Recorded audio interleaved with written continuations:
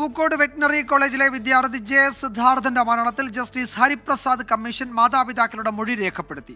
കൊലപാതകത്തിന് കൂട്ടുനിന്ന സർവകലാശാലയിലെ മുൻ VC-മാരെയും കേസിൽ പ്രതികളാക്കണമെന്ന് സിദ്ധാർത്ഥന്റെ പിതാവ് ജയപ്രകാശ് ആവശ്യപ്പെട്ടു.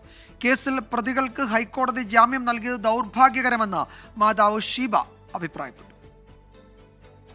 പൂക്കോട് വെറ്റിനറി കോളേജിലെ വിദ്യാർത്ഥികൾ റാഗിങ്ങിലൂടെ കൊലപ്പെടുത്തിയ ജെ സിദ്ധാർത്ഥന്റെ മരണവുമായി ബന്ധപ്പെട്ടാണ് ഗവർണർ നിയോഗിച്ച ഹരിപ്രസാദ് കമ്മീഷൻ ഇന്ന് സിദ്ധാർത്ഥന്റെ മാതാപിതാക്കളുടെ മൊഴി രേഖപ്പെടുത്തിയത്. കുസാറ്റ് ഗസ്റ്റ് ഹൌസിലെ കമ്മീഷൻ ഓഫീസിൽ വെച്ചായിരുന്നു മൊഴിയെടുത്തത്. തങ്ങൾക്ക് പറയാനുള്ള എല്ലാ കാര്യങ്ങളും കമ്മീഷന് മുന്നിൽ പറഞ്ഞിട്ടുണ്ടെന്ന് മൊഴി നൽകിയ ശേഷം സിദ്ധാർത്ഥന്റെ മാതാവ് ഷീബ പറഞ്ഞു.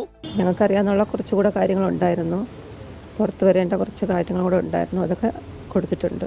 പ്രതികളെ ജാമ്യത്തിൽ വിട്ടതിൽ ഞങ്ങൾക്ക് ഭയങ്കര വിഷമമാണ്.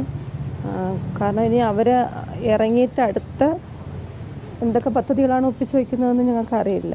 കൊലപാതക കേസിൽ ഹൈക്കോടതി പ്രതികൾക്ക് ജാമ്യം നൽകിയത് ദൗർഭാഗ്യകരമാണ്. കേസിൽ പ്രതികൾ മാത്രമല്ല, സിദ്ധാർത്ഥന്റെ മരണം അട്ടിമറിക്കാൻ ശ്രമിച്ച മുൻ വൈസ് ചാൻസലർമാർ കൂടി പ്രതികളാകണമെന്ന് സിദ്ധാർത്ഥന്റെ പിതാവ് ജയപ്രകാശ് ആവശ്യപ്പെട്ടു.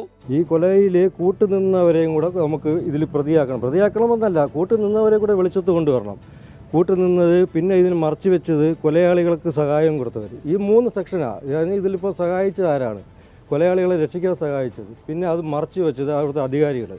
അതിൽ ഏറ്റവും വലിയ ഉദാഹരണമാണ് അവിടുത്തെ ആദ്യത്തെ VC ശശീന്ദ്രൻ എന്ന് പറഞ്ഞത്. സിദ്ധാർത്ഥന്റെ മാതൃ സഹോദരനടക്കം 4 പേരുടെ മൊഴിയാണ് ഇന്ന് കമ്മീഷൻ രേഖപ്പെടുത്തുന്നത്.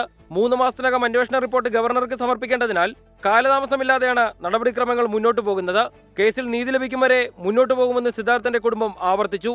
24 കൊച്ചി. വിധി ദിനത്തിൽ 24 മാജിക് ജൂൺ 4 ചൊവ്വാഴ്ച രാവിലെ 5 മണി മുതൽ 24-ൽ.